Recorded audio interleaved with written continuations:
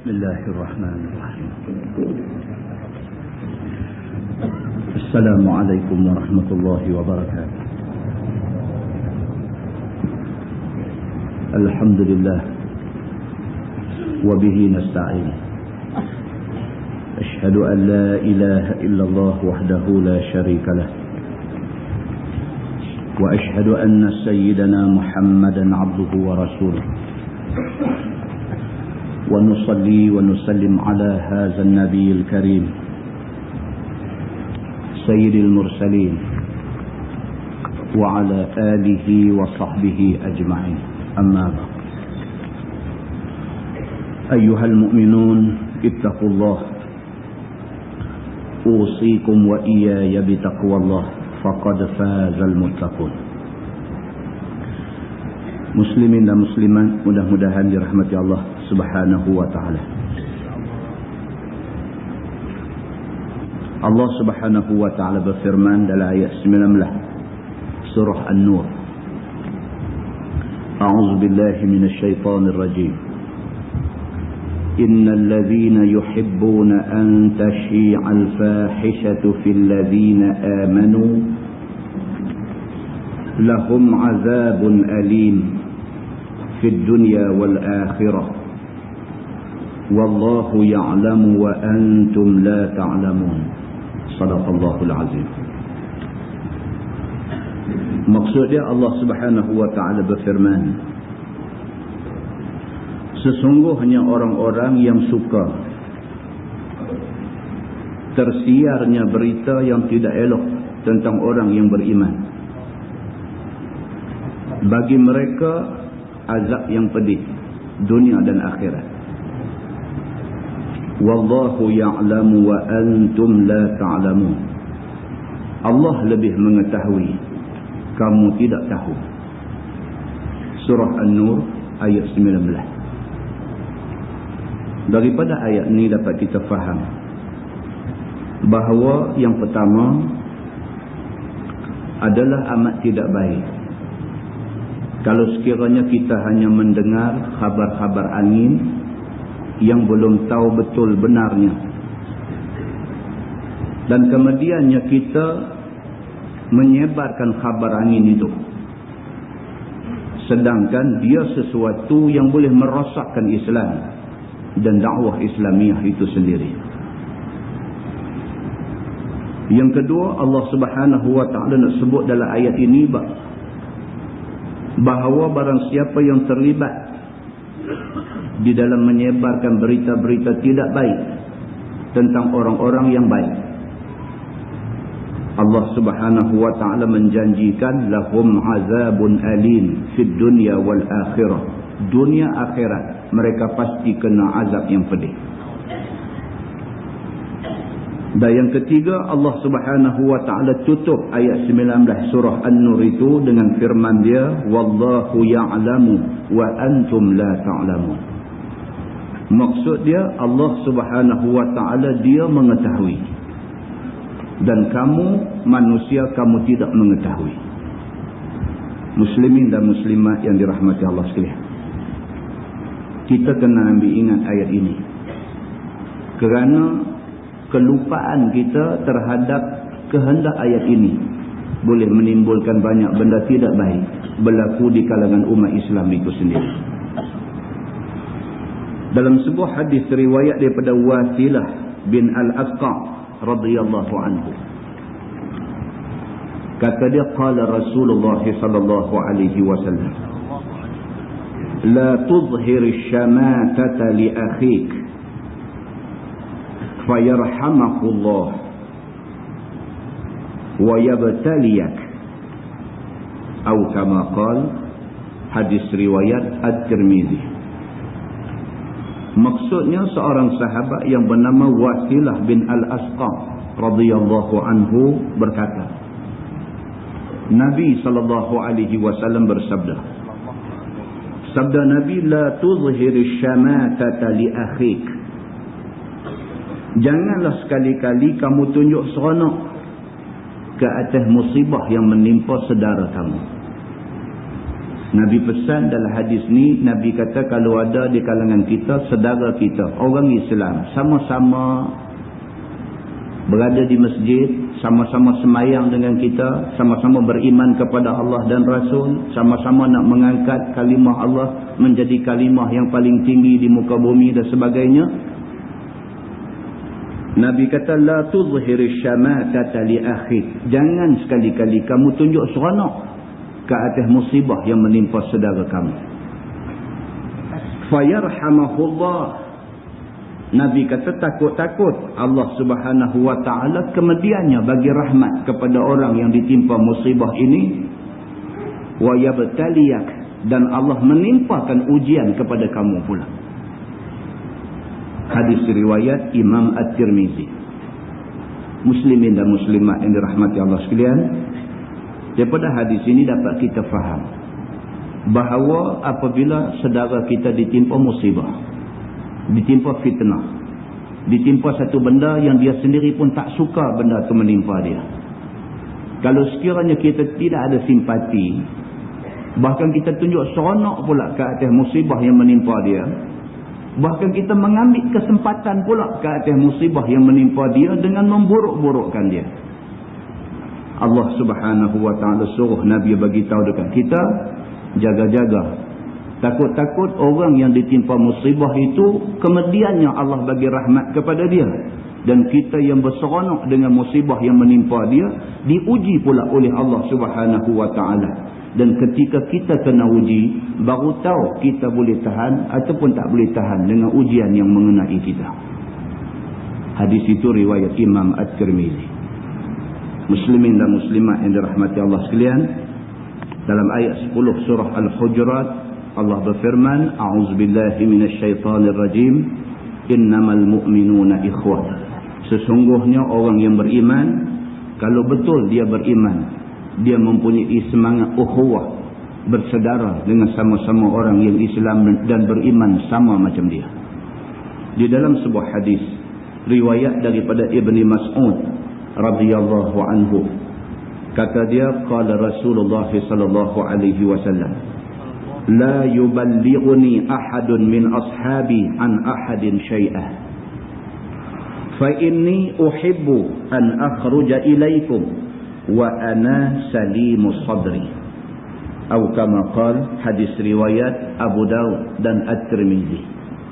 Nabi sallallahu alaihi wasallam bersabda, Nabi kata, janganlah ada seorang daripada sahabat aku membawa satu berita buruk tentang sahabat aku yang satu lagi. Nah, ini pesan macam tu. Nabi kata, la yuballighuni ahadun min ashabi. Jangan ada seorang daripada sahabat aku mai jumpa aku bawa satu berita buruk tentang sahabat yang seorang lagi. Fa inni uhibbu an akhruja ilaikum wa ana salimus sadri. Aku nak kalau boleh waktu aku keluar jumpa dengan sahabat-sahabat aku, dada aku lapang daripada ingatan tidak elok tentang dia itu. Muslimin dan muslimat yang dirahmati Allah sekalian, Nabi sendiri tak suka dengar berita-berita yang tidak pasti. Nabi sendiri tidak suka dengar berita-berita yang buruk dan keji tentang sahabat dia yang disampaikan oleh sahabat yang lain. Kerana dengan dengarnya berita-berita yang tidak elok ini boleh menyebabkan dada seseorang rasa tidak lapang dengan orang yang diceritakan berita-berita buruk itu. Hadis itu riwayat Imam Abu Daud dan At-Tirmizi. Muslimin dan muslimat yang dirahmati Allah sekalian, ingat-ingat hadis daripada Ibni Mas'ud radhiyallahu anhu. Kata dia, anna Nabiya sallallahu alaihi wasallam qala, ala unabbi'ukum bil 'adhu hiya an-namimah al-qalatu bainan nas, atau kama qala. Hadis riwayat Imam Muslim. Nabi SAW bersabda, Nabi kata, ala unabbi'ukum bil 'adhu. Sukakah kamu aku nak cerita kepada kamu tentang al-'adhu? Kata Nabi, hiya an-namimah. Al-'adhu itu ialah an-namimah, iaitu cakap-cakap dusta, cakap-cakap bohong yang disebarkan di kalangan orang ramai. al-qalatu bainan nas, iaitu cakap-cakap yang dapat didengar di kalangan orang ramai yang ada. Muslimin dan muslimat yang dirahmati Allah sekalian, hati-hati dengan apa yang kita cakap dan hati-hati dengan apa yang kita dengar daripada orang cakap. Allah Subhanahu wa taala sebut dalam surah Qaf ayat 18, a'udzubillahi minasyaitonirrajim, ma yalfidhu min qaulin illa ladaihi raqibun atid. Sadaqallahul azim. Maksudnya, dan tidaklah satu kalimah yang dilafazkan oleh manusia melainkan dicatatkan oleh malaikat raqib dan atid. Muslimin dan muslimat yang dirahmati Allah sekalian, cukuplah dengan dosa dan kesalahan yang banyak kita buat. Jangan ditambah dosa dan kesalahan itu dengan sesuatu yang kita pun tidak tahu asal usul dan pokok pangkalnya. Mudah-mudahan Allah pelihara kita daripada terlibat dalam benda-benda yang tidak baik yang seperti itu. Yang perkara tidak baik itu bukan sahaja merosakkan kita, bahkan merosakkan umat Islam seluruhnya. Mudah-mudahan mukadimah itu memberi manfaat kepada kita semua, insya-Allah. Kita menggunakan tafsir Nurul Ihsan jilid 1. Nurul Ihsan jilid 1. Kita masih lagi berada pada tafsir suratul Baqarah. Kita sampai pada muka surat 29. Muka surat 29. Ayat yang kita nak baca pada malam ini ayat 92. A'udzubillahi minasyaitonirrajim. Walaqad ja'akum Musa bil bayyinat. Dan sungguh telah membawa datang akan kamu oleh Nabi Musa dengan beberapa mukjizat. Malam ni kita nak baca cerita tentang Nabi Musa. Allah hantar dia kepada Bani Israel. Dan Nabi Musa alaihi salam dibekalkan dengan beberapa mukjizat sebagai nak buktikan bahawa Nabi Musa itu Nabi. Dia mulakan ayat ini dengan kata dia, walaqad ja'akum Musa bil bayyinat. Dan sesungguhnya telah bawa datang akan kamu oleh Nabi Musa dengan beberapa mukjizat. Seperti tongkat jadi ulang. Ini kita selalu dengar. Daripada kita budak-budak dulu dah dengar cerita ni. Cerita tongkat Nabi Musa boleh bertukar jadi ulang. Yang kemudiannya ulang tu menelan semua ulang-ulang Fir'aun. Begitu. Dan juga tangan jadi putih. Ni juga kita dah baca cerita bagaimana tangan Nabi Allah Musa alaihi salam Allah jadikan keluar cahaya putih. Dan orang boleh menumpang cahaya itu. Dan buka laut. Dan kita juga dah dengar cerita ni bagaimana tongkat Nabi Allah Musa alaihi salam bila Allah perintahkan supaya pukul laut, tiba-tiba laut terbelah dua. Firman Allah, "Tsummattakhadhtumul 'ijla min ba'dih." Kemudian kamu, yakni Bani Israel, ambil anak lembu yang ditempa oleh Samiri, sembah perbuat Tuhan. Nabi Allah Musa alaihi salam dah dakwah kaum dia, dah ajak kaum dia supaya sembah Allah Subhanahu wa taala Tuhan yang esa. Dah ikut dah. Dah percaya dah dekat Nabi Musa alaihi salam. Apa Nabi Musa kata mereka percaya? Bahawa itu mai daripada Allah Subhanahu wa taala. Cantik dah. Tapi apabila Nabi Allah Musa alaihi salam dipanggil oleh Tuhan pi ke Bukit Tursina untuk terima Taurat, sepeninggalan Nabi Musa tu timbul satu orang yang ambitious, nama dia Musa As-Samiri. Musa As-Samiri ni nama Musa juga, sama macam nama Nabi Musa alaihi salam. Bila dia tengok pengikut Nabi Musa ni ramai, dia iri hati. Bila dia tengok pengikut Nabi Musa ni ramai, dia sakit hati. Bila dia tengok pengikut Nabi Musa ni ramai, dia mula nak buat macam-macam benda supaya pengikut Nabi Musa ni kurang dan mai kat dia. Maka Musa As-Samiri mengambil tindakan reka satu benda.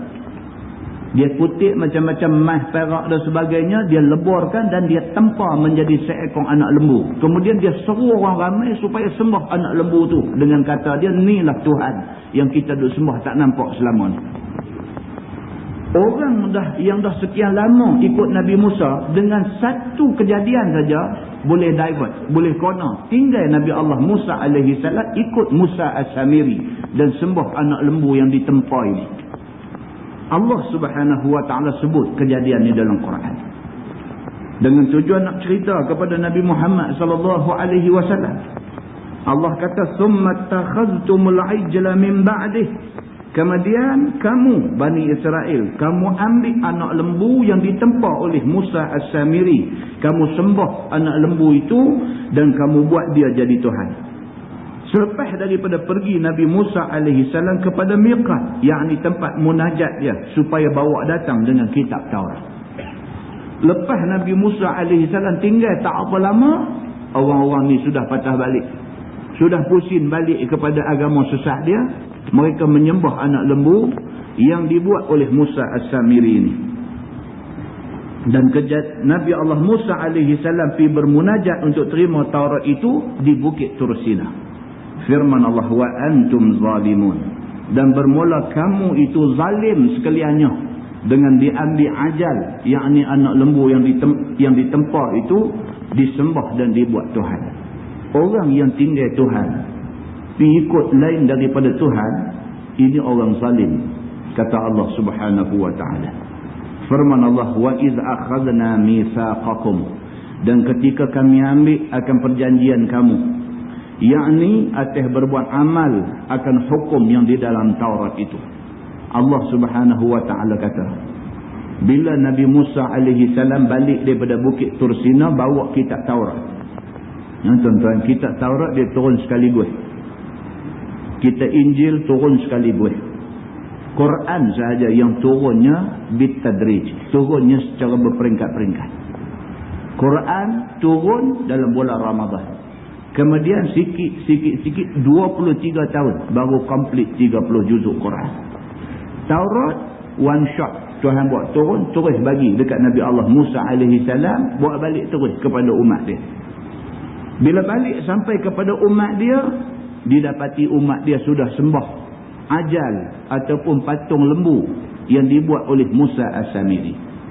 Kemudian Allah Subhanahu wa ta'ala kata, wa iz akhadna mitsaqakum, dan apabila kami nak ambil janji daripada Bani Israel, nak suruh Bani Israel ni janji, buat satu aku janji bahawa mereka nak ikut Taurat yang Allah buat turun kepada Nabi Allah Musa alaihi salam ini.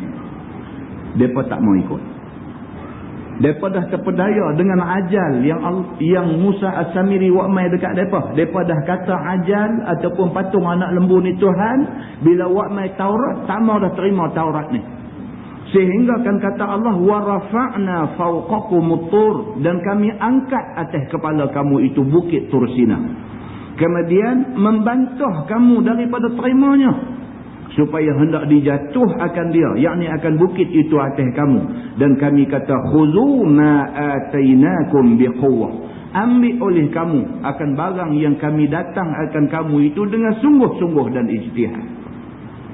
Bani Israel ni, bila Nabi Musa balik kitab Taurat, Allah nak suruh mereka ikut kitab Taurat, tak mau ikut.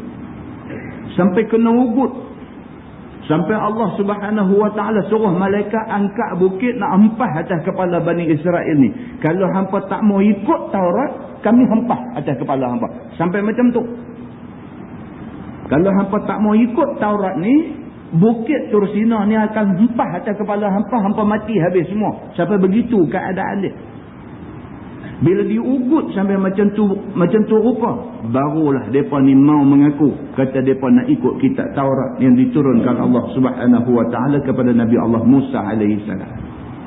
Firman Allah, khuzu ma atainakum biquwwah, ambil oleh kamu barang yang kami datangkan kamu itu dengan sungguh-sungguh. Ni jangan main-main, Tuhan kata.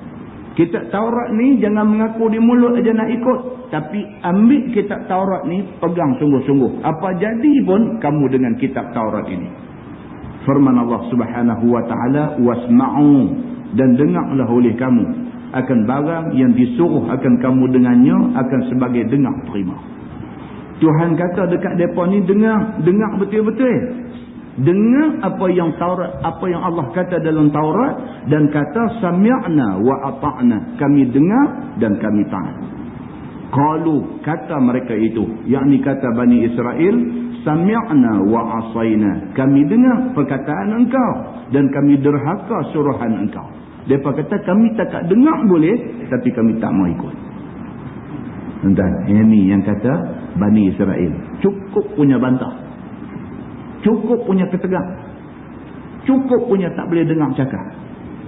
Tu dalam keadaan bukit tu terapung atas kepala nak hempah tu. Dalam keadaan tu, mereka kata dekat Nabi Musa, sami'na wa asayna. Kami boleh dengar, tapi kami tak mau ikut. Begitu. Firman Allah Subhanahu wa taala, wa ushribu fi qulubihumul ajl.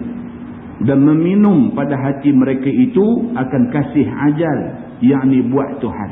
Maksud meminum, maksudnya dah jerak dah dalam hati mereka ni percaya dekat anak lembu ni.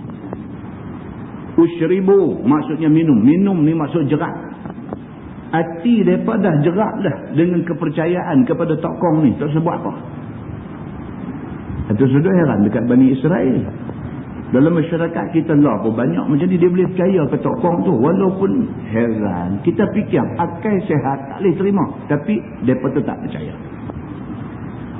Akal sihat kita tak boleh terima. Sebab apa? Sebab hak jadi Tuhan tu pun dia buat. Maknanya Tuhan tu pun tak ada kalau dia tak buat. Dia buat, lepas tu dia takut, lepas tu dia minta kat benda tu.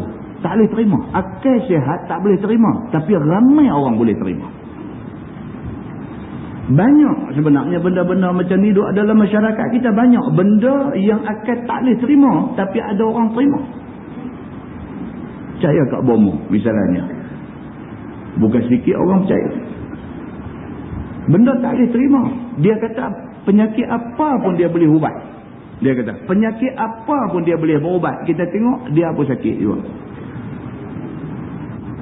Tuan-tuan tahu pasal apa Allah Subhanahu wa taala jadikan Dajjal akhir zaman esok, Dajjal diturunkan dalam keadaan biji mata dia sebelah buta. Pasal apa? Pasal nak tunjuk aib dia. Dajjal kata dia Tuhan. Apa juga masalah orang mai jumpa dia, dia boleh settle. Apa juga problem orang jumpa dia, dia boleh solve problem tu. Apa juga permintaan orang mai kat dia, dia boleh bagi permintaan orang. Dia mengaku apa pun dia boleh buat. Tapi mata dia buta, dia tak boleh nak bagi jelek. Allah jadikan benda tu sebagai nak bagi tahu kepada orang yang hidup pada zaman tu bahawa ini Dajjal, bukan Tuhan. Kalau Tuhan sudah tentu dia ada sifat-sifat kesempurnaan. Kalau Tuhan tentu tak buta. Kalau buta dia boleh bagi elok balik mata dia. Tapi Dajjal tak boleh bagi mata dia jadi elok. Demikian halnya dengan bohong.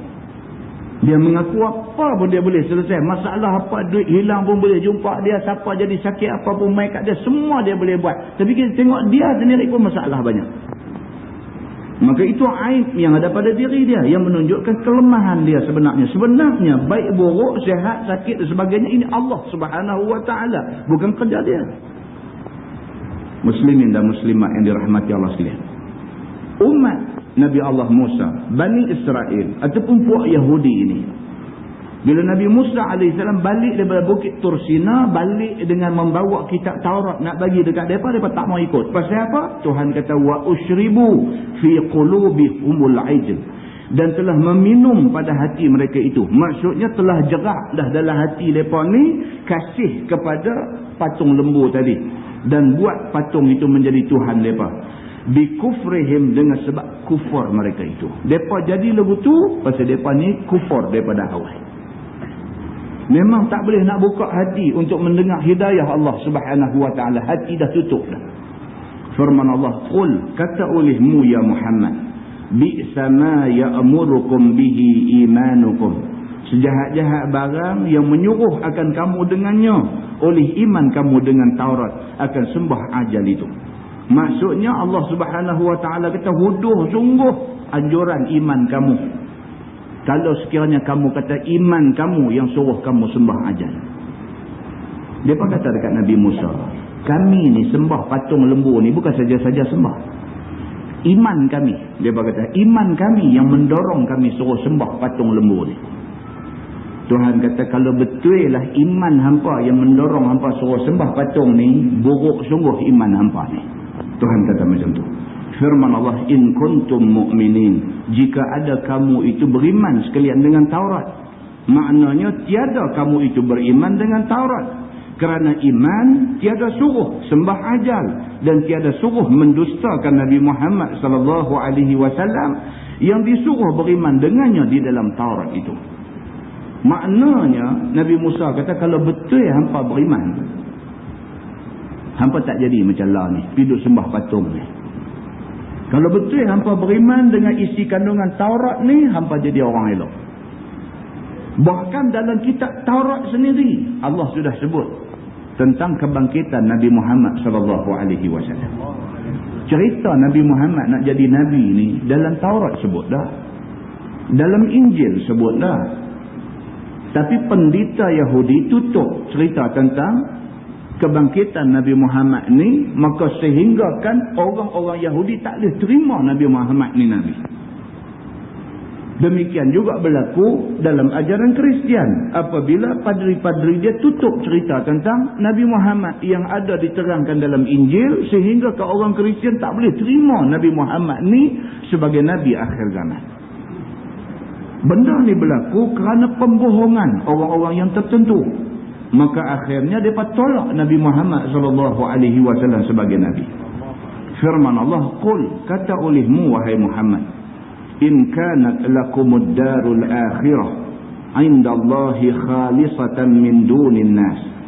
Jika ada bagi kamu semata-mata negeri akhirat, yakni syurga itu pada sisi Allah Ta'ala, tertentu daripada manusia yang lain, seperti yang kamu dakwa, yakni tiada masuk syurga melainkan orang Yahudi saja, fatamannawul mauta in kuntum sadiqin, maka cita-citakanlah oleh kamu akan mati jika ada kamu itu sebenar sekalian pada kata kamu bahawa syurga itu ketentuan bagi kamu sahaja. Itu dia, Tuhan cabar orang Yahudi.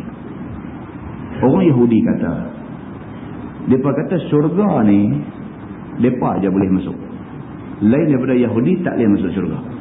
Ini dakwaan Yahudi daripada dulu sampai lah. Orang Yahudi ni dia mendakwa dialah kekasih Tuhan.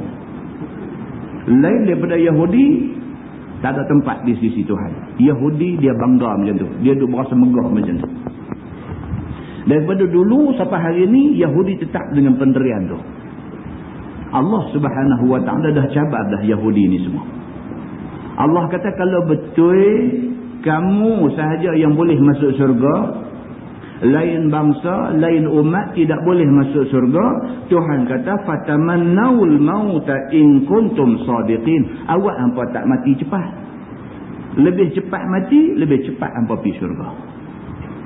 Tunggu apa atas dunia ni? Dunia ni nak banding dengan syurga. Syurga ni bukan bandingan dia lah, tempat nikmat syurga ni.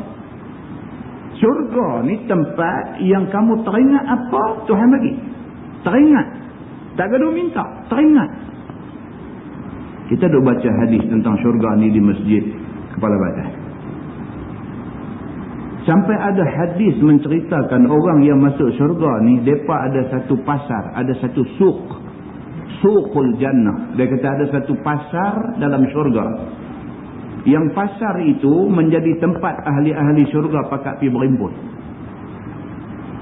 Semua orang yang duduk dalam syurga satu hari semua akan turun pergi berimpun di pasar tu, tengok apa ada di pasar tu, dan di samping tu boleh berkenai-kenai di antara penghuni-penghuni syurga.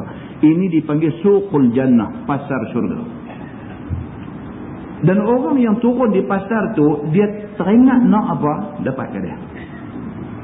Bukan sahaja teringat nak benda, dapatkan dia. Teringat kecantikan orang pun, kecantikan tu mai kat dia. Nabi kata, turun pergi di pasar tu, turun nampak muka satu orang yang kita berkenal, rupa parai dia, oh segaknya dia ni, kalaulah aku muka macam ni, tengok muka dia jadi macam tu dah. Ni yang dikatakan Suqul Jannah, tuan-tuan. Tak boleh fikir macam mana keadaan syurga yang Allah janjikan kita ni. Teringat je, teringat. Tengok dia ni janggut lebat, kalau aku ada tumbuhlah. Tumbuhlah. Yang dikatakan syurga Allah ni begitu sekali. Tengok ambu hidung dia ni mancung, naiklah hidung, mancung dah. Sehingga semua benda yang terlintas dalam hati ahlul jannah ni, Nabi kata, Allah bagi masa tu juga kat dia. Tak ada benda yang dia teringat nak yang Tuhan tahan tak bagi. Melainkan teringat dapat. Demikianlah yang dikatakan surga Allah Subhanahu wa ta'ala sediakan tempat yang begitu punya hebat. Kalau Yahudi kata dia ni adalah satu-satunya bangsa yang dapat masuk surga, bangsa lain tak boleh masuk, tunggu apa lagi atas dunia ni? Buat susah. Duduk atas dunia ni susah tuan-tuan. Bangkit pagi fikir nak kena pergi kerja. Dah kerja nak kena fikir sungguh-sungguh buat kerja main-main sekali tak jadi kerja. Duduk atas dunia ni susah dengar orang buat cerita macam-macam. Kan? Ada yang kata nak dengar dia nak kata apa malam ni. Duduk atas dunia ni susah. Buat kok ni tak kena, buat kok ni tak kena. Susah. Kita kata macam kita buat kena dah. Tak kena juga. Kita jaga kena lagi. Susah nak abang. Kan? Duduk atas dunia ni bukan tempat relax. Duduk atas dunia ni bukan tempat selesa. Duduk atas dunia ni bukan tempat untuk kita dapat ketenangan. Duduk atas dunia ni tempat ujian. Tuhan kata dah wala nabluwannakum bi syai'in minal khawfi wal ju'i wa naqsin minal amwali wal anfusi was samarat wa basyiris sabirin. Kamu duduk atas dunia ni kami akan uji kamu, kami akan test kamu. Bi syai'in minal khawf, Tuhan akan test dengan sikit daripada rasa takut. Takut kena tukar kerja. Takut kena luku kepala. Allah uji bi syai'in minal khawf. Allah uji dengan sedikit rasa takut. Wal ju', Allah uji dengan sikit lapar. Wa naqsim minal amwal, Allah uji dengan sikit harta. Wal anfusi was samarat, Allah uji dengan kekurangan jiwa kita tak cukup kuat. Was samarat, Allah uji dengan buah-buahan. Kita ada kebun, kita ada ladang, kita ada macam-macam. Allah uji dengan buah tak jadi. Semua benda yang kena kat kita itu ujian daripada Allah Subhanahu wa ta'ala. Wa basyiris sabirin, Allah kata dan bagi berita gembira kepada orang yang sabar. Mengalah tidak bermakna kalah. Nabi Muhammad sallallahu alaihi wasallam dia tahu kekuatan dia tak kuat masa dia ada di Mekah. Nabi tidak rentak lawan dengan kafir Quraisy dalam keadaan Nabi tahu dia tak cukup kuat. Sebaliknya Allah Subhanahu wa ta'ala suruh Nabi berunduk tidak bermakna kalah, berunduk untuk mengumpul kekuatan, mai balik lagi sekali ke Mekah, terus berlaku pembukaan kota Mekah. Tapi setengah orang dia tengok Nabi berunduk daripada Mekah, tanah tumpah darah Nabi, tanah tempat tok nenek Nabi duduk, Nabi tinggal Mekah pergi ke Madinah. Setengah orang kata Nabi takut, Abu Sa'id lari, tak lawan, kalau lawan mati syahid.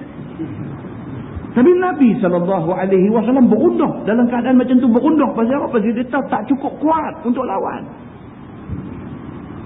Nabi berunduk bukan dengan kehendak dia, tetapi dengan perintah Allah Subhanahu wa ta'ala. Allah jadikan ini satu sirah untuk manusia ambil faham. Dalam keadaan yang tertentu kena kendok sat, dalam keadaan tertentu kena berunduk sat, dalam keadaan yang tertentu jangan berentak. Islam kata la tatamannau liqa'al adu fa idza laqitumuhum fathbitu. Jangan kamu saja-saja nak pergi jumpa musuh. Tapi kalau ditakdirkan jumpa depan, fathbitu. Tunggu, jangan lari. Muslimin dan muslimat yang dirahmati Allah sekalian. Benda ni tak semua orang boleh faham. Maka Allah Subhanahu wa ta'ala bagi tahu benda macam ni dekat kita semua supaya kita ambil pengajaran, ambil faham. Muslimin dan muslimat yang dirahmati Allah sekalian. Maka Allah Subhanahu wa ta'ala sebut dalam ayat ni, dia kata orang-orang Yahudi ni bangga diri, dia berasa megah, dia rasa dialah bangsa yang paling mulia, tak ada bangsa lain yang boleh menandingi kemuliaan dia. Sehingga kan dia kata syurga ni Tuhan buat untuk dia saja, orang lain tak boleh masuk. Maka Allah kata fatamannawul maut in kuntum sadiqin. Kalau betul syurga tu tempat kamu saja, orang lain tak boleh masuk, tunggu apa lagi atas dunia ni? Tunggu apa? Duk sakit diri buat apa atas dunia ni? Mati buang cepat-cepat. Bila mati, kamu sudah dapat mencium bau syurga. Tuan-tuan percaya tak kata kalau kita orang baik, kalau takdir kita mati malam ni, esok kita masuk kubur, masuk kubur itu sudah menjadi raudhatun min riyadil jinan, sudah menjadi satu taman daripada taman syurga Allah. Tuan-tuan percaya tak? Kalau kita orang yang beriman, kita mati malam ni, esok tahu dah kata kita ni orang baik ke orang tak baik. Tahu dah. Pasal apa? Pasal kubur itu menjadi satu petanda kita ni baik ataupun tak baik. Kubur itu diluaskan oleh Allah Subhanahu Wa Taala. Kubur itu diterangi dengan cahaya iman. Kubur itu dijadikan satu taman daripada taman-taman syurga Allah. Demikian sebaliknya, kalau kita ni orang tak baik, kita ni orang jahat, kita ni orang nampak macam baik tapi sebenarnya jahat, Allah tahu. Kamu tak tahu tetapi Allah tahu. Kita tengok orang tu, kita tak tahu dia baik tak baik, tapi Allah tahu dia sebenarnya baik ke tak baik. Nak tahu tak tahu bila dia mati. Masuk kubur dia tahu. Kalau kubur dia tu menjadi hufratun min hufarin niran, menjadi satu lubang daripada lubang-lubang api neraka Allah, masa tu dia tahu dia baik ke tak baik. Muslimin dan muslimat yang dirahmati Allah sekalian. Maka Nabi SAW baca ayat ni kepada orang Yahudi bagi mereka dengar. Kalau betul kamu kata syurga tu hak kamu aja, orang lain tak dapat peluang masuk syurga, melainkan Yahudi sahaja akan masuk syurga, Tuhan kata lebih baiklah kamu mati cepat-cepat. Supaya bila kamu mati, kamu dah dapat dah mencium bau syurga, kubur kamu sudah jadi satu taman daripada taman syurga Allah. Firman Allah Subhanahu Wa Taala, "Walan yatamannawhu abada bima qaddamat aydihim." Dan tiada cita-cita mereka itu akan dia, yakni akan mati selama-lama. Tuhan juga kata, Tuhan kata Yahudi ni minta maaf lah, bab nak mati ni tak ada dalam ingatan mereka. Yang kata Yahudi ni, dia kata walan yatamannawhu abada. Lan dalam bahasa Arab, bila dia sumpah lan, makna dia lil muabbad, sampai kiamat sumpah ni tak akan terongkat. Nabi kata yang dikatakan orang Yahudi itu walan yatamannawhu abada, depa ni sampai kiamat, sampai bila-bila depa tak akan jadi manusia yang teringat nak mati. Depa adalah manusia yang tak mau mati sampai bila-bila. Bima qaddamat aydihim, pasal apa depa bersikap tak mau mati ni? Dengan sebab barang yang mendahulu oleh tangan mereka itu daripada kufur dengan Nabi Muhammad sallallahu alaihi wasallam. Depa tak mau mati pasal depa tahu kalau depa mati depa nanti kena azab. Pasal apa depa kena azab? Pasal depa tolak Nabi Muhammad sebagai nabi, sedangkan dalam Taurat kata Nabi Muhammad itu nabi. Tahu. Orang Yahudi bukan tak tahu kata Nabi Muhammad tu nabi, tahu, tapi ego dalam diri dia menyebabkan dia tutup kebenaran ini. Muslimin dan muslimat yang dirahmati Allah sekalian, apa kita lah kan, banyak benda baik kita tahu, benda tak baik kita tahu. Kita tahu isyak rokok tu tak baik, tahu. Cuba anak kita main tegur kita, anak kita main kata kita, dia kata ayah, apa ni ayah dia isyak rokok, luku kepala tak kan? Hang ni jangan ngomong tua-tua marah. Wahai kita tahu apa yang anak kita kata tu betul, benda tu tak baik sungguh, tapi ego kita tak maulah budak ni main duk tegur kita macam tu. Tukih kecil, contoh kecil, samalah dengan orang Yahudi. Dia tahu pasal dalam Taurat asal memang sebut, clearly sebut tentang Nabi Muhammad sallallahu alaihi wasallam. Tahu pakai. Saja tak mau terima Nabi Muhammad sebagai nabi, dalam keadaan dia tahu Nabi Muhammad sebenarnya nabi. Dalam keadaan macam tu dia mendustakan agama dia sendiri. Agama dia yang kata Nabi Muhammad nabi, dia dustakan agama dia sendiri. Bila dia dusta agama, dia tak berani mati. Bila dia mati dalam keadaan mendusta agama dia, dia akan pergi ke neraka. Maka dia tak akan bercita-cita untuk mati. Begitu. Dia kata sebab barang yang mendahulu oleh tangan mereka itu daripada kufur Nabi Muhammad sallallahu alaihi wasallam yang melazimkan bagi dusta yang wajib neraka. Depa tahu tindakan depa mendustakan Nabi Muhammad itu boleh menyebabkan depa dihantar ke neraka. Depa tahu, tapi saja depa bantah. Firman Allah, wallahu alimun bil zalimin, dan bermula Allah itu Tuhan yang amat mengetahui segala orang yang zalim-zalim. Tuhan kenal orang baik, orang tak baik, Tuhan kenal. Kita mungkin tak kenal, tapi Tuhan kenal. Tuhan tengok hamba dia ni tak rasa lindung apa daripada pengetahuan, daripada ilmu Allah. Allah tahu kita ni ujung rambut sampai ujung kaki, luar dalam. Allah tahu kita ni baik ke tak baik, beriman ke tak beriman, ikhlas ke tak. Allah tahu semua tentang benda ni. Kata dia, maka membalas Allah akan mereka itu dengan jenis amalannya. Tuhan akan balas setimpal dengan apa yang dia buat. Kita tengok satu orang pakai jubah, pakai serban, masuk naik kelas. Apa kata kita? Oh, kita kata jubah Abu Jahal. Kita kata berkanak-kanak dekat dia. Jubah Abu Jahal, serban Abu Jahal, apa semua. Kita kata. Pasal apa? Pasal kita hukum pada mata kasang kita, orang pakai jubah, pakai serban, masuk naik kelas. Apa punya orang? Tapi Allah tahu apa dia buat. Dia masuk dalam naik kelab tu, dia pergi bagi risalah tentang Islam, dia pergi bercakap tentang Islam dalam tu. Salah tak tuan-tuan? Salah ke tak? Dari satu sudut orang kata fitnah lah. Tapi salah ke tak perbuatan tu? Tuan-tuan tahu Hasan Al-Banna, Sayyid Qutub, dia buat kerja ni. Dia pergi masuk dalam naik kelab tu, dia pergi jumpa dengan orang-orang yang duk minum arak, duk mabuk tunggang langgang dalam tu. Dia pergi jumpa, dia pergi bagi bungkusan ni, pamphlet tentang Islam ni, dia bagi. Tolong buh dalam poket baju, tolong apa? Puak ni mabuk ni, balik rumah sekali bila dia sedap daripada mabuk, tengok ni apa ni, dia buka, dia baca juga. Dia baca juga. Mana nak tahu daripada 10 orang yang baca, seorang baca, sedap.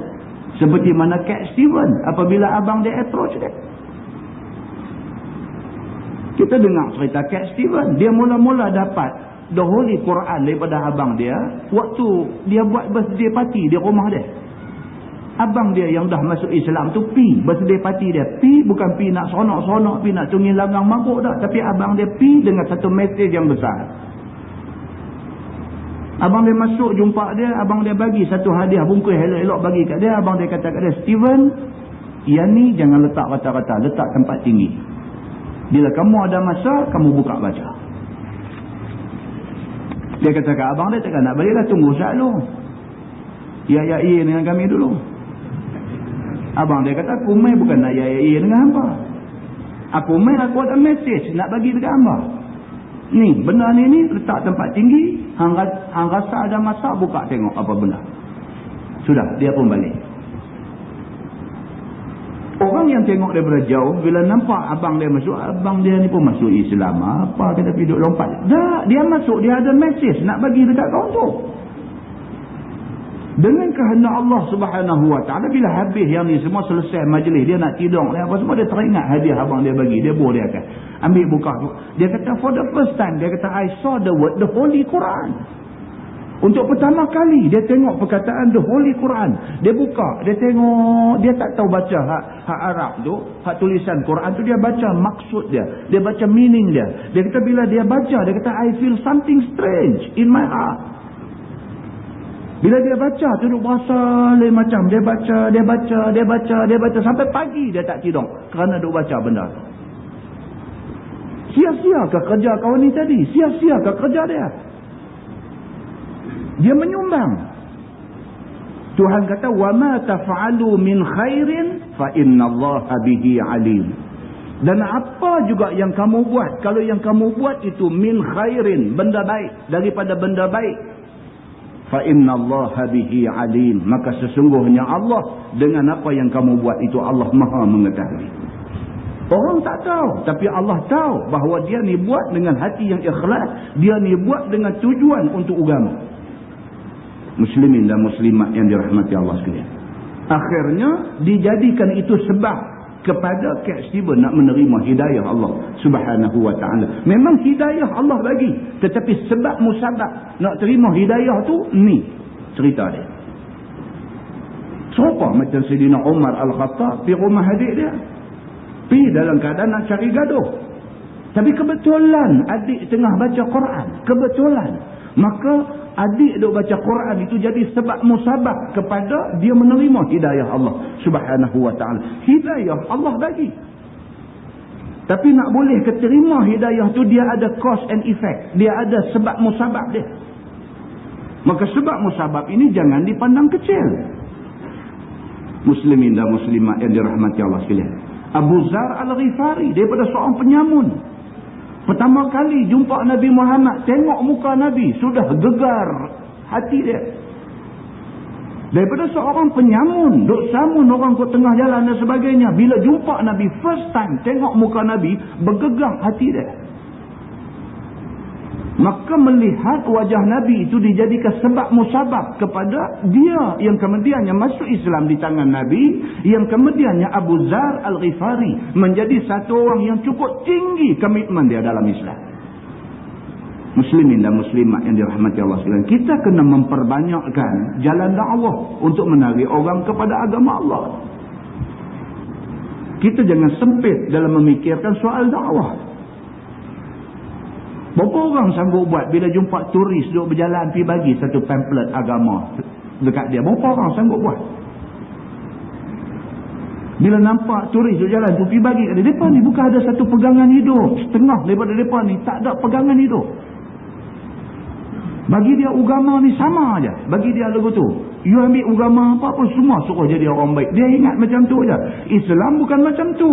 Islam ni dia jalan hidup. Dia satu cara hidup. Apabila orang kenal Islam, dia nampak manis Islam ni, maka dia tertarik untuk nak ikut Islam sepenuhnya. Allah Subhanahu wa taala sebut benda ni.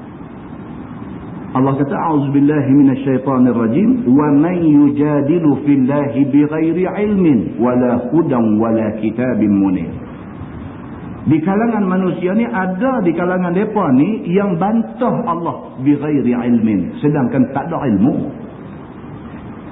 Dia bukan tahu apa. Yang dia tahu nak lawan Islam. Dia bukan tahu apa. Dia kosong. Kepala dia kosong. Dada dia kosong. Hati dia kosong tentang Islam. Dia tak pernah terima maklumat tentang Islam. Maklumat yang tepat tentang Islam. Dia tak pernah terima. Yang dia tahu, dia nak menentang Islam. Maka dia ni yujadilu fillahi bighairi ilmin. Dia bantah Allah dalam keadaan bighairi ilmin. Tak ada ilmu. Wala hudan wala kitabim munir. Dan dia tidak dapat petunjuk dalam keadaan menentang Allah ini.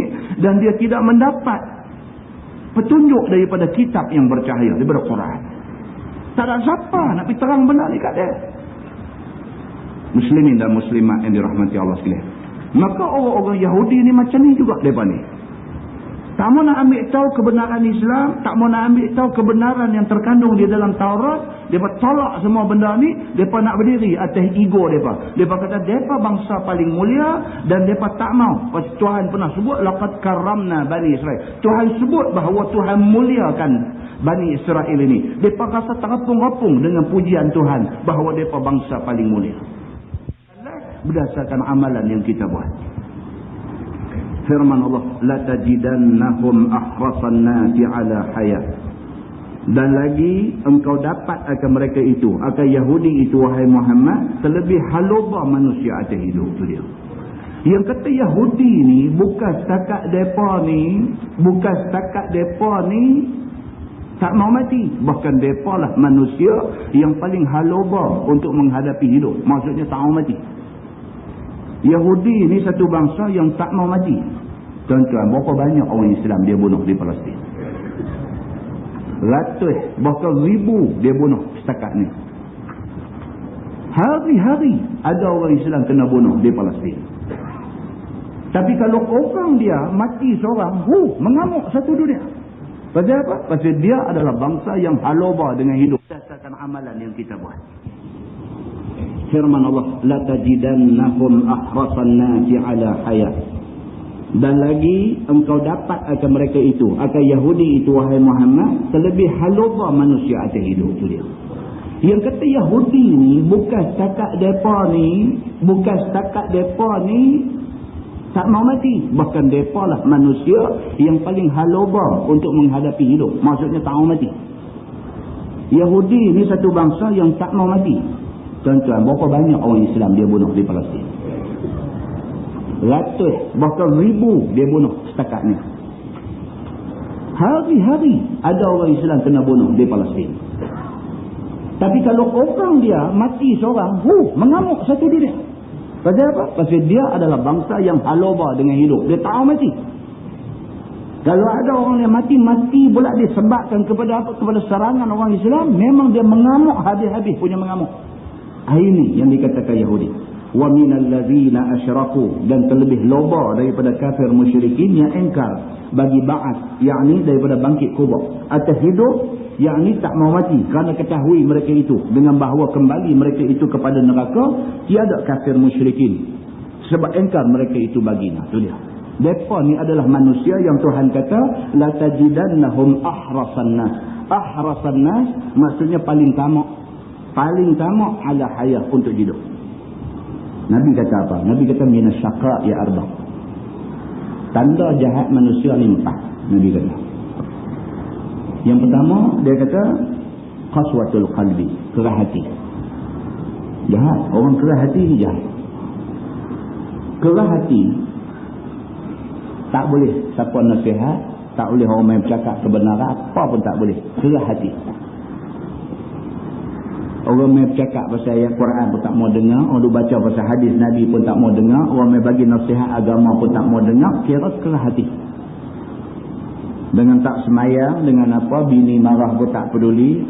Tak peduli, dia dengan cara hidup dia lah. Ini tanda jahat manusia. Yang kedua, wajumudul ain. Nabi kata beku gigi mata. Gigi mata tak boleh teriak. Tak keluar, air mata tak keluar. Bukan tak sedih, tapi air mata tak keluar. Ni musim di Mekah ni. Sampai di Madinah. Bila lepas semayang apa semua, sebelum nak keluar daripada Masjid Nabawi itu, pergi ziarah makam Rasulullah. Bila sampai di depan makam Rasulullah ni, bukan sedikit orang air mata meleleh, merambu air mata, sedih. Bukan sedih apa, mengenangkan ni orang ada dalam ni duduk dalam jerjak dalam makam Rasulullah ni, orang ada dalam ni adalah orang yang kita duduk selawat selama ni. Allahumma salli ala Muhammad wa ala ali. Kita duduk ucap selawat dekat Nabi tu, ni dia Nabi duduk ada dalam ni. Nabi pula kata apa, siapa bagi salam kat aku akan jawab salam dia. Kalau kita pergi dekat tu, assalamu alayka ya Rasulullah, assalamu alayka ya Habiballah, assalamu alayka ya Rasulullah, kita dah bagi salam tu, Nabi jawab salam kita. Kita berpeluang, Allah izin kita berpeluang dah sampai di depan makam tu, assalamu alayka ya Rasulullah, kita yakin tu Nabi jawab wa alayka salam. Nabi jawab, Nabi ucap selamat dekat kita. Orang yang betul-betul lembut hati, bila dia sampai depan makam Rasulullah, bila dia kata assalamu alayka ya Rasulullah, nangis, tentu menangis dia. Tak boleh tahan, dia main sebab, dia main ketat dada, dia main air mata itu. Ada orang, dia sampai situ, dia duduk balik, dia tengok orang berkat teriak, dia heran, kenapa dia tak teriak? Dia tak boleh teriak. Bila dia tengok orang tu sebek, satu macam dia tengok kau ni teriak, dia pun berasa ketat dada juga, tapi air mata tak keluar. Air mata tak keluar. Jumudul ain. Nabi kata ini orang beku biji mata. Jumud ni makna dia beku. Jumudul ain maksudnya mata dia beku. Habis ziarah Madinah, pi Mekah pula. Sampai di sana, turun untuk pertama kalinya dalam hidup dia. Pertama kali masuk dalam kompleks Masjidil Haram tu, mata nampak Kaabah ni. Orang lain ni nampak Kaabah tu hidung kembang ni. Tak boleh tahan lah. Wayak mata pula. Dia tak ada apa. Dan siapa nak pergi Mekah boleh test. Boleh test. Bukan duk cadang nak teriak lah. Bukan duk cadang nak teriak. Bukan duk cadang kata aku saya pergi tengok aku nanti teriak. Bukan duk cadang teriak tak. Kita sampai tu dia sendiri. Dia usik hati kita. Sendiri kita macam mana ni. Tapi ada orang Allah tak izin air mata dia keluar.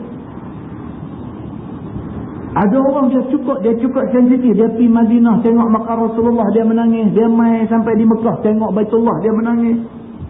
Bila pergi ziarah di makam di kawasan apa nama Uhud dan sebagainya, sampai di medan Uhud tu dia tengok keadaan Jabal Rumah, Jabal Uhud, dia tengok kawasan kubur syuhada, menangis. Pasal apa? Dia mengenangkan sahabat-sahabat Nabi. Puluhan orang sahabat Nabi syahid di medan ini. Semata-mata kerana mempertahankan Islam, mempertahankan Nabi SAW. Dia sedih. Mengenangkan dia tak ada apa. Tak ada sumbangan untuk agama. Tuan-tuan, kita sekarang ni menghadapi masalah tenaga kerja untuk Islam. Kita tak ada orang nak buat kerja untuk Islam.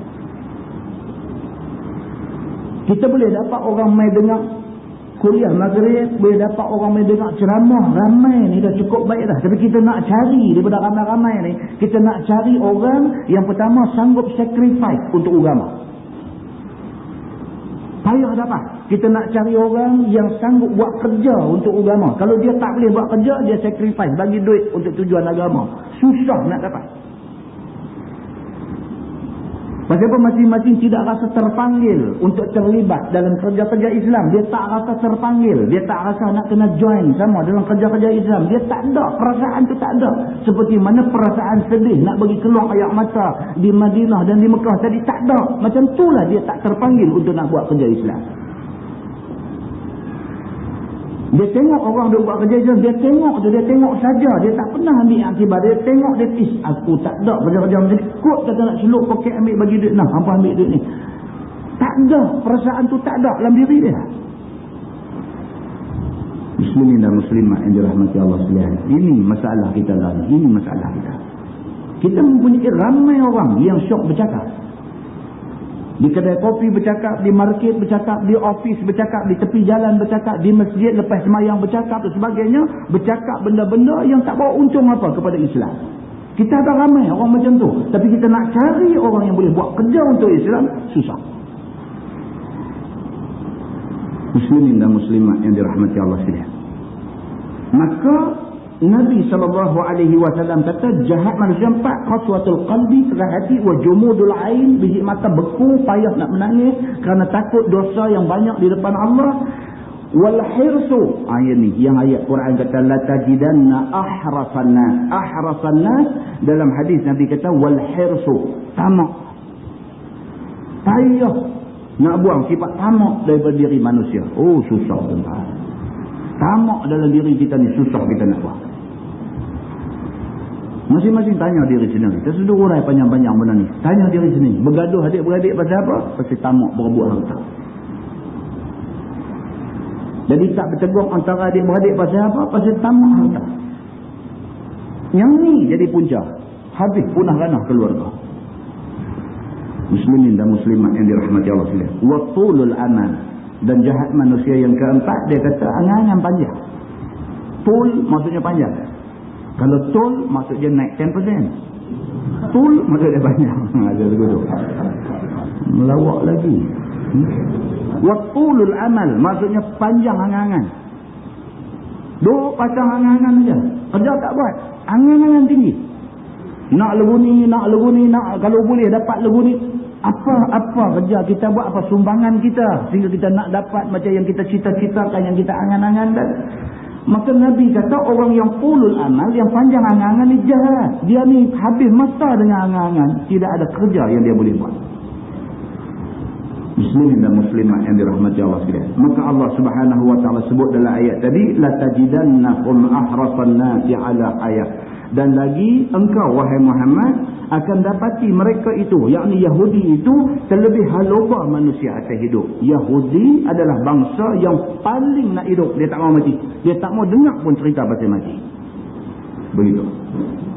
Wa minal ladzina asyraku, dan terlebih loba daripada kafir musyrikin yang ingkar bagi ba'ath. Depa ni kalau nak banding dengan kafir musyrikin, depa lagi teruk daripada kafir musyrikin. Kafir musyrikin ni, depa ni tak percaya tentang hari kebangkitan aja. Tapi Yahudi ini adalah satu bangsa lebih teruk daripada kafir musyrikin lagi. Firman Allah, yawaddu ahaduhum, cita-cita seseorang mereka itu, lau yu'ammaru alfasana, bahawa dia umurkan dia 1000 tahun lagi. Tu dia. Ni Tuhan sebut dalam Quran. Orang Yahudi ni kalau boleh nak hidup 1000 tahun lagi. Allah bodoh ada 80, 90 dah. Nak lagi 1000.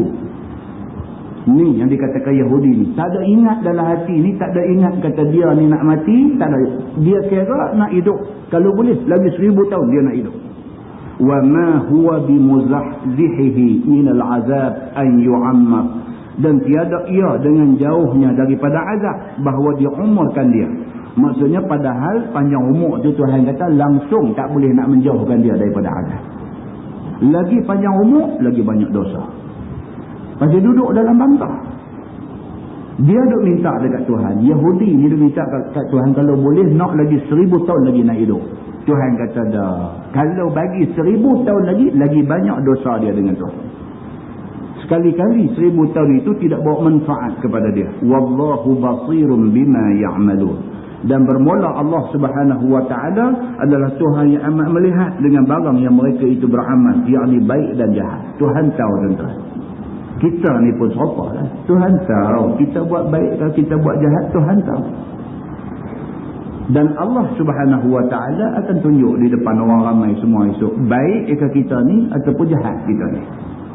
Muslimin dan muslimat yang dirahmati Allah.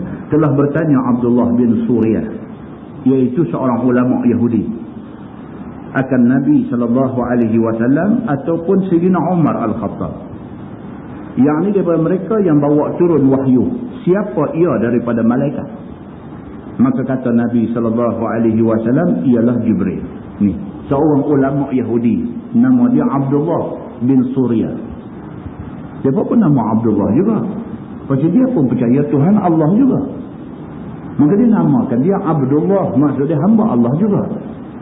Ulama Yahudi zaman Nabi ni nama dia Abdullah bin Suriyah. Dia pergi tanya Nabi. Dia kata, wahai Muhammad, siapa nama malaikat hadu turun wahyu dekat kamu ni? Dia tanya Nabi macam tu. Wahai Muhammad, kamu kata kamu terima wahyu bukan? Siapa nama malaikat yang buat turun wahyu dekat kamu? Nabi jawab. Nabi kata, Jibril. Malaikat yang buat mai wahyu dekat aku, nama malaikat tu Jibril, Nabi kata. Maka kata Abdullah bin Suriyah, iaitu aduuna. Aduuna maksudnya kalau begitu dia nilah musuh kami, seteru kami. Ada ke punca tuan-tuan. Jibril tu musuh dia kata. Dia tanya Nabi, siapa nama malaikat yang buat turun wahyu? Nabi kata, malaikat yang buat turun wahyu ni nama dia Jibril. Oh, dia kata kalau Jibril, aduuna, dia ni musuh kami. Dia kata dia, bawa datang azab. Dan jika Mikail, nescaya kami beriman. Jadi tengok yang kata Yahudi. Dia kata oleh kerana malaikat yang buat turun wahyu ni nama dia Jibril. Jibril ni musuh kami. Pasal apa? Pasal Jibril ni dia ni duk jadi punca duk turun main azab dalam dunia ni. Dia ni punca. Tapi kalau sekiranya tadi kamu jawab kata malaikat yang buat turun wahyu ni nama dia Mikail, cantik, kami akan ikut hang.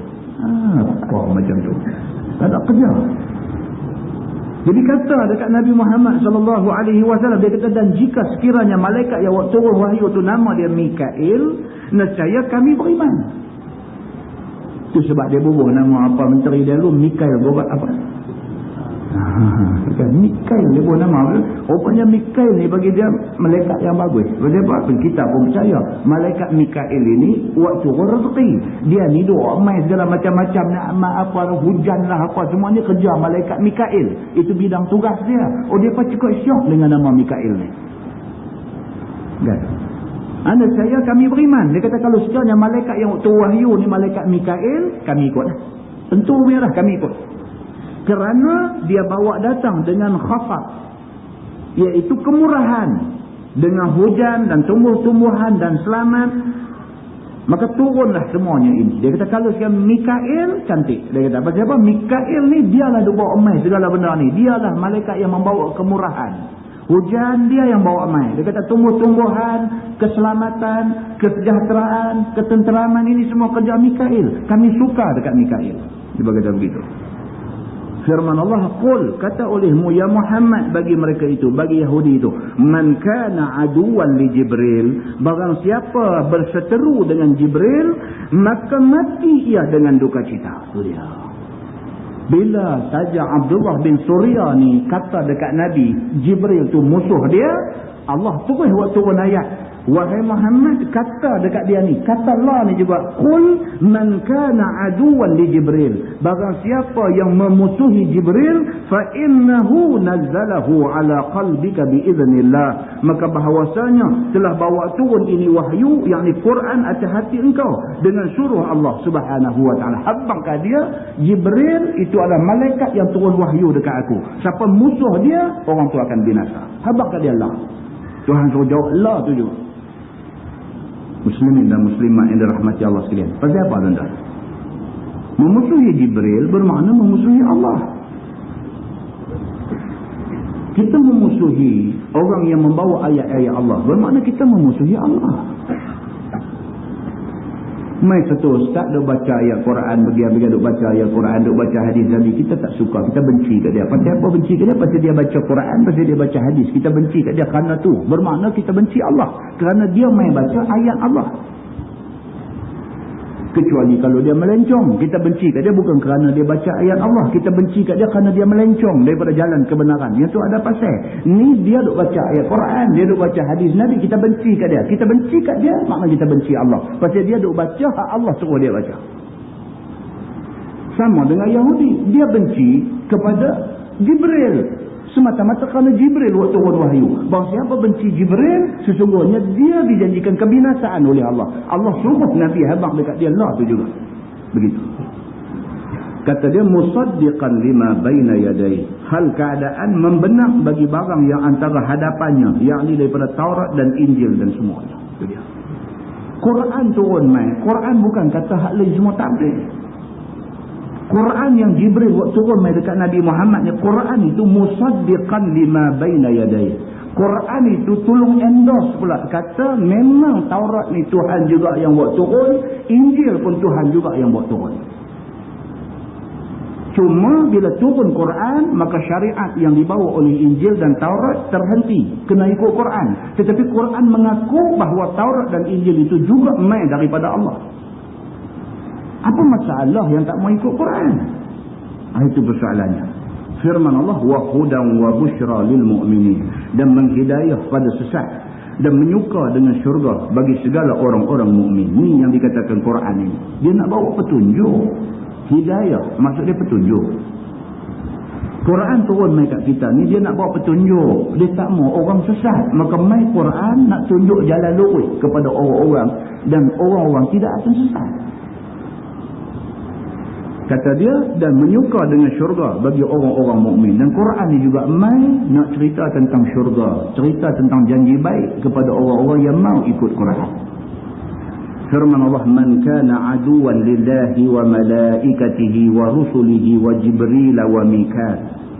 Barang siapa yang ada seteru bagi Allah dan segala malaikatnya dan segala rasulnya dan Jibril dan Mikail, fa innallaha aduwwun lil kafirin, maka bahawasanya Allah Taala seteru bagi segala orang-orang kafir. Kerana orang yang berseteru dengan salah satu itu adalah kafir. Siapa yang nak lawan Tuhan? Kafir dia. Siapa yang nak lawan nabi-nabi yang Tuhan hantar? Kafir dia. Barang siapa yang nak lawan dengan semua isi kandungan Quran dan sebagainya, kafir dia. Tak boleh. Pasal apa? Pasal benda ni Allah Subhanahu wa taala buat turun, maka kita kena beriman. Tak boleh marah dekat Jibril, marah dekat Mikail, tak boleh. Kerana mereka ni semua utusan Allah Subhanahu wa taala. Firman Allah, walaqad anzalna ilaika ayatin bayyinat, dan sungguh telah kami turunkan kepada engkau wahai Muhammad beberapa mukjizat yang nyata menolak bagi perkataan Ibnu Surya tadi. Ma ji'tana bi syai', maka tiada engkau bawa datang akan kami dengan satu mukjizat pun. Ibnu Surya tadi ni, Abdullah bin Surya tadi, dia kata dekat Nabi. Dia kata dekat Nabi, ma ji'tana bi syai', hang tak ada bawa apa kat kami. Dia menafikan segala kerja yang Nabi buat. Hang tak ada apa, hang tak ada bawa satu kebaikan dekat kami. Dia kata dekat Nabi Muhammad macam tu. Maka Allah Subhanahu wa taala kata, dah Nabi Muhammad ni dia turun mai dan dia membawa ayat-ayat yang nyata. Wa ma yakfuru biha illa al-fasiqun, dan tiada kufur dengannya, yakni dengan mukjizat Nabi itu, melainkan oleh segala orang yang fasik semata-mata. Itu dia. Siapa yang tak percaya ke Nabi Muhammad, tak percaya ke apa yang Nabi bawa, mereka ni orang fasik, dia kata.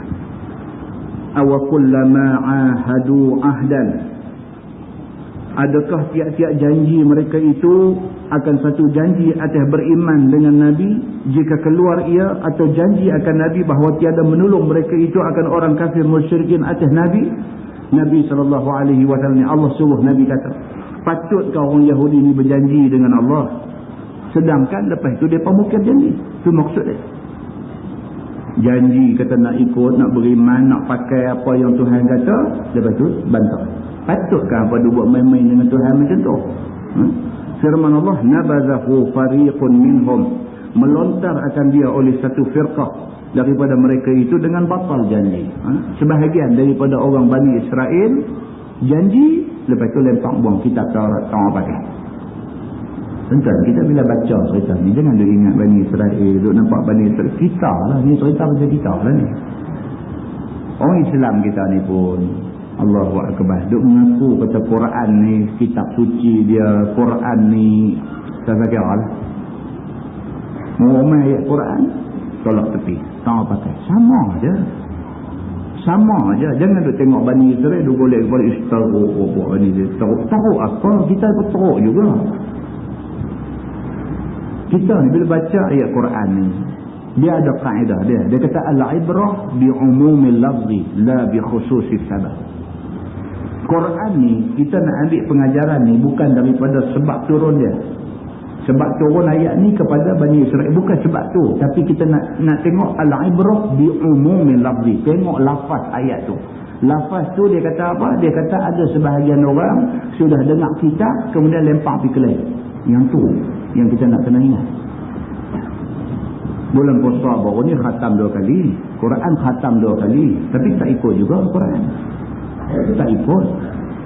Oh, banyak ayat yang ada dalam Quran ni. Ayat Quran ni macam-macam.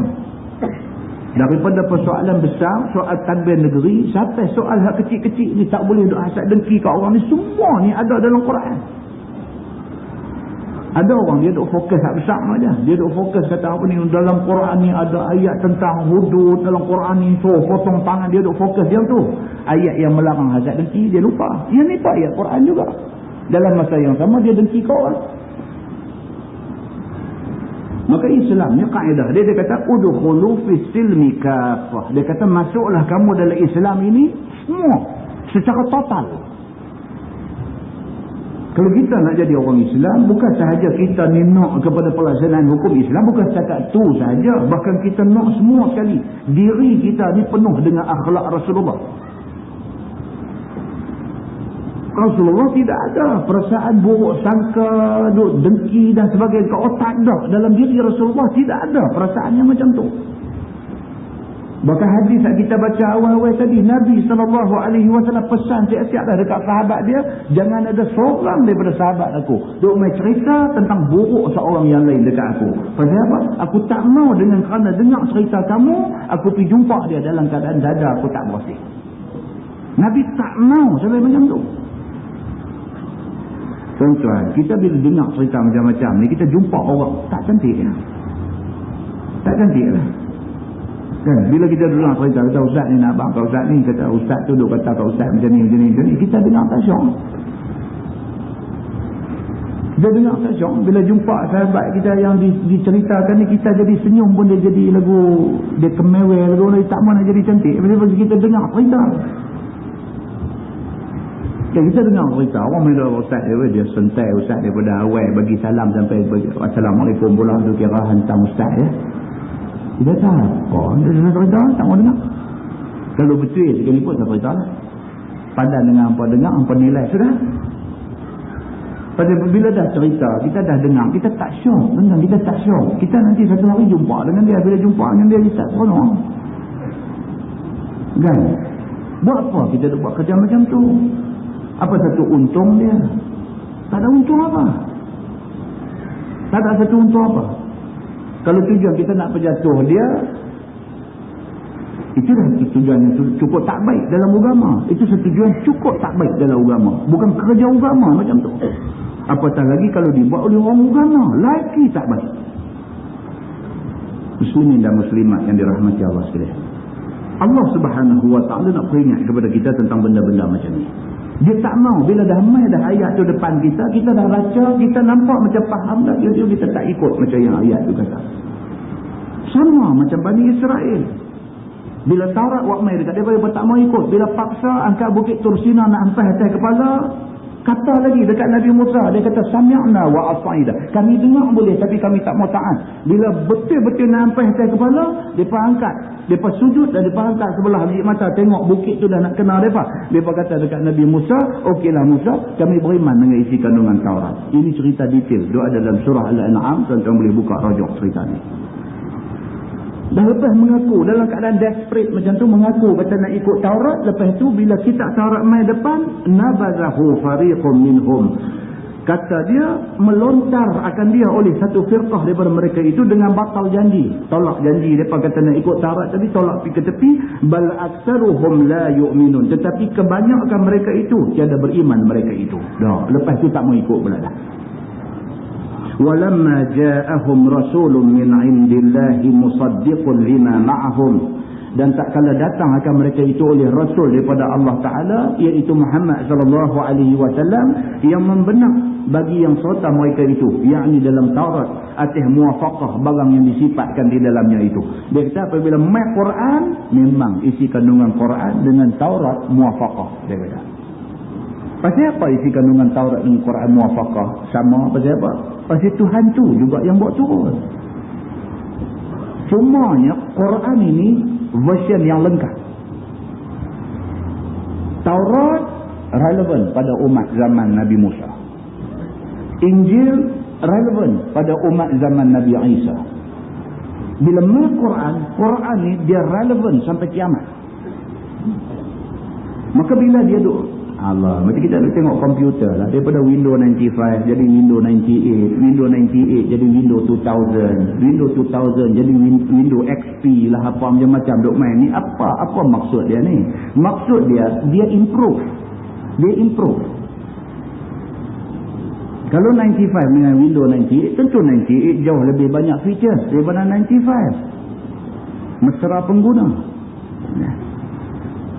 Daripada Windows 98 dia main Windows 2000, sudah tentu 2000 lebih mudah bagi kita yang nak pakai ni. Pasal dia lebih mesra kalau kita nak guna internet.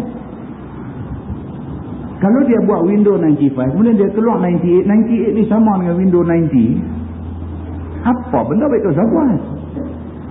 Sama dengan handphone. Kita mula-mula beli dulu tu dia satu beg Ator 011 tu, satu beg tuan-tuan bawa ambil nak terlucuk kepala bau, dia duk bawa nak bawa handphone saja. Orang duk masuk hutan balak apa semua tu, bawa satu beg je semua tu, buka-buka telefon saja, bukan ada apa. Dia main satu masa, dia main handphone nak jenis Motorola berdiri atas meja tu, yang tu kucing tengok lari. Dia main satu masa lagi, dia main sampai lah ni, sampai punya halih kecil ni, Allahu Akbar. Dia improve dari segi saiz. Bila saiz besar orang susah nak bawa, bila makin kecil orang senang nak bawa. Dia improve dari segi feature. Kalau dulu yang kata handphone ni cuma buat call dengan receive call, incoming dengan outgoing, yang tu saja. Dia basic, penggunaan dia cukup basic. Dia main satu peringkat pula, dia main boleh store nama orang masuk. Dia main satu peringkat pula, dalam handphone tu juga boleh ada calculator, boleh buat organizer, macam-macam tu improve. Dia main satu masa pula, bukan setakat tu, dia boleh guna website dan sebagainya. Dia ada warp, dia ada buih, dia macam-macam pula. Ini yang kata improvement. Jadi pada version lama sampai version baru ni dia improve. Macam tu lah juga bila kita bercakap tentang soal Taurat, bila kita bercakap tentang soal Injil, bila kita bercakap tentang soal Quran. Bila dia main Taurat ni Allah buat turun sesuai dengan orang yang hidup zaman Nabi Musa. Bila dia main Injil sesuai dengan orang yang hidup zaman Nabi Isa. Dan Injil dia cover lebih lagi daripada apa yang di-cover oleh Taurat. Bila turun main Quran yang Allah buat turun main tiara version, dia tak perlu kepada upgrade lagi. Tak perlu dah. Quran ini sudah cukup. Al-yawma akmaltu lakum dinakum wa atmamtu alaikum ni'mati wa raditu lakumul Islam madinah. Cantik.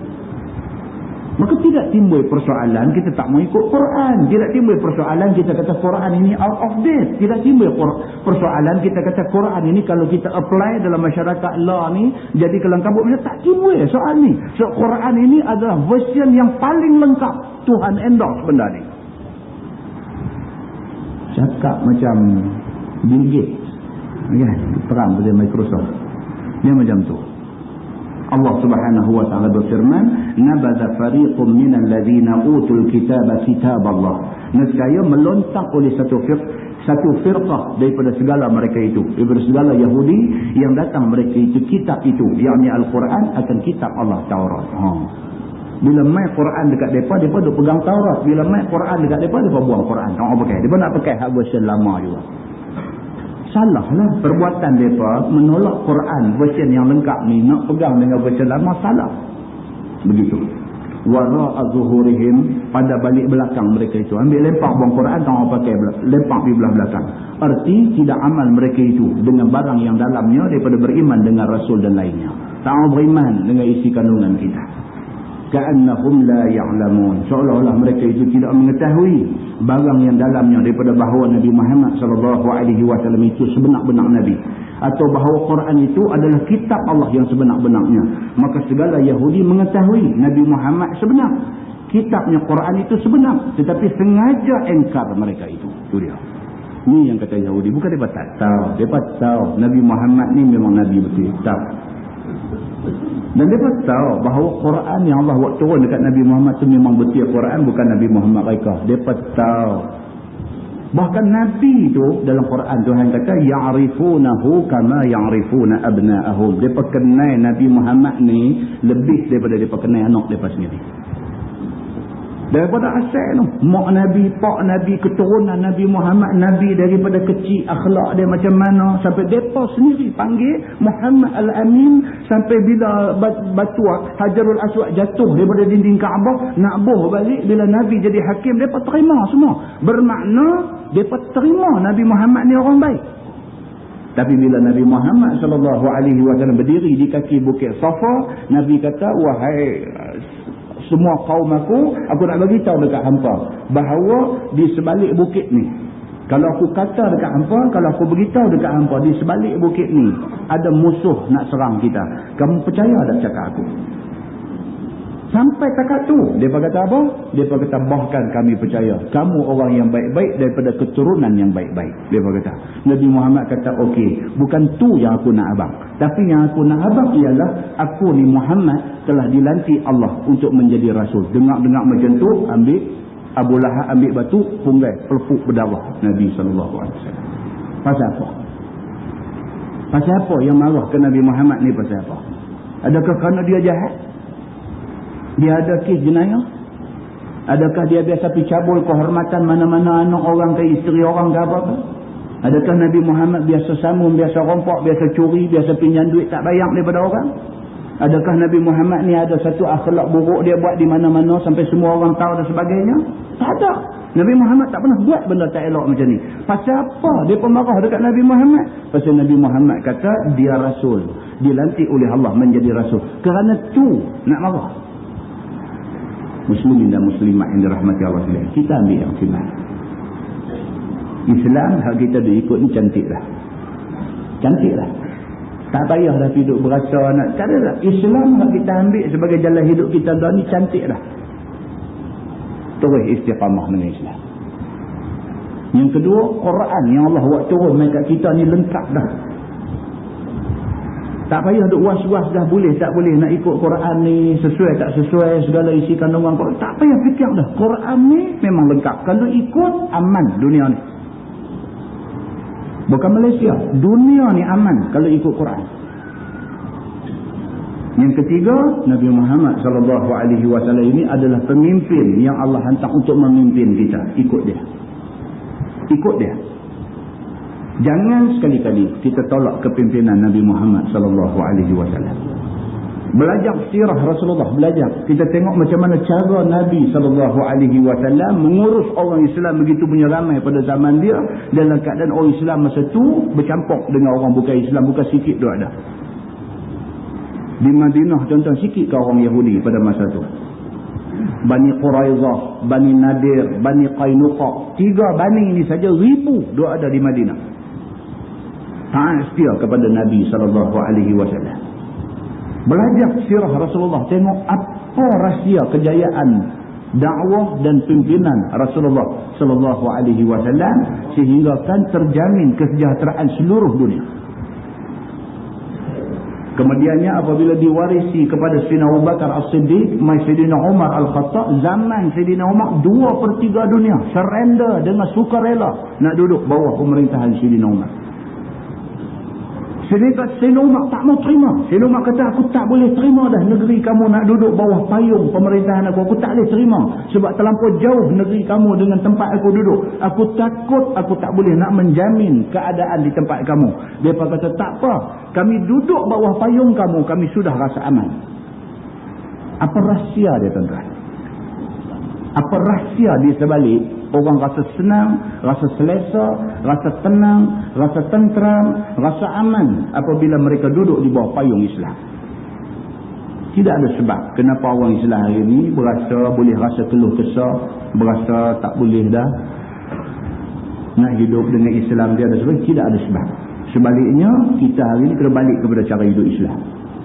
Daripada kita sendiri, anak-anak kita, family kita, orang yang duduk sekampung dengan kita, semua orang ada sama dengan kita, semua ni kita harap mudah-mudahan balik kepada ajaran Islam yang sebenar. Minta Allah Subhanahu Wa Taala lindungi kita daripada macam-macam malapetaka yang mungkin kena kita. Wallahu a'lam. Lepas ni kita masuk kisah sihir. Lepas ni dia ada satu kisah, dia panggil kisah sihir. Kisah sihir ni dia nak cerita asal usul sihir yang tu ada dekat David Copperfield apa semua lah ni apa asal usul dia mai kok mana, dia nak cerita dalam Quran ni kan. Tuan-tuan pernah dengar cerita tentang apa nama Harut dan Marut, bukan Karut Marut kan. Dia ada sebut kisah ni. Kita akan jumpa insya-Allah pada bulan depan. Wallahu a'lam. Semalam saya lihat satu dokumentari. Seorang ustaz buka satu pusat motivasi berkonsepkan pengembaraan ke alam barzakh, iaitu berkonsepkan simulasi audiovisual dari mula mati sampailah keadaan dalam kubur. Segala simulasi konsep ini berlandaskan Quran dan hadis Nabi. Soalan, apa pandangan Ustaz tentang masalah ni? Saya tak tahu, saya kena tengok dulu. Apa benda tu ni? Dia buat apa? Pentoman ke apa? Pentoman, dia cerita pasal alam kubur. Di mana ni? Dia tengok siapa katanya ni? TV berapa? Kalau yang tanya tak punya apa? Nanti kita tengok apa ni persoalan, saya tak tahu. Baik, kalau dia tanya boleh tak boleh kita nak melakonkan watak-watak apa muka dan nakir ke apa kan. Yang tu pun satu persoalan. Tak apa, nanti boleh saya cek dulu benda ni. Pengembaraan ke alam barzakh. Wallahu a'lam. Yang baik itu daripada Allah, yang tidak baik itu silap saya. Kita tangguh dengan takbir kafarah dan salatul asr. اللهم صل على محمد في الأولين والآخرين وسلم ورضي الله تبارك وتعالى عن ساداتنا أصحاب سيدنا رسول الله أجمعين. بسم الله الرحمن الرحيم. الحمد لله رب العالمين حمدا يوافي نعمه ويكافئ مزيدا. يا ربنا لك الحمد كما ينبغي لجلال وجهك الكريم وعظيم سلطانك. رضينا بالله ربا وبالإسلام دينا وبمحمد نبيا ورسولا. اللهم افتح علينا فتوح العارفين وارزقنا فهم النبيين بجاه خاتم المرسلين. اللهم فقهنا في الدين وعلمنا التأويل واهدنا صراطك المستقيم. اللهم أرنا الحق حقا وارزقنا اتباعه وأرنا الباطل باطلا وارزقنا اجتنابه. اللهم اجعل جمعنا جمعا مرحوما وتفرقنا من بعده تفرقا معصوما. وصلى الله على محمد وعلى آله وصحبه وسلم، والحمد لله رب العالمين. السلام عليكم.